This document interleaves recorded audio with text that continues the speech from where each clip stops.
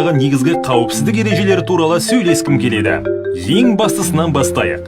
Ересектердің қатысуынсыз жүзуге болмайды. Арнайы қоршаудан тыс жүзуге тыйым салынады. Ал егер олар болмаса, жағадан алшақтамау қажет. Кемелерге жақын жүзуге болмайды. Таяз немесе түбі таныс емес жерлерде суға секіруге болмайды. Қайықтардан, айлақтардан, көпірлерден және осы мақсатқа арналмаған басқа жерлерден секіруге болмайды. Су қоймаларында үлкен тастармен немесе бетон тақталары бар жерлерде жүзуге болмайды. Олар мүкпен жабылып, тайғақ болып, көтерілуге қиындық туғызады. Желдендірілген матрастар мен дөңгелектер жағаға жақын жүзуге арналған. Қарсыласыңызды басып су астында ұстауға байланысты ойындарды ойнауға болмайды. Досыңыз тұншығып қалуы немесе есінен тануы мүмкін. Есіңізде болсын, бұл ережелер барлығына қатысты.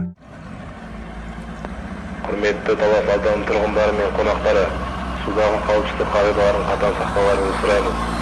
Жасөспірім балаларды қараусыз қалдырмаңыздар. Балалардың суға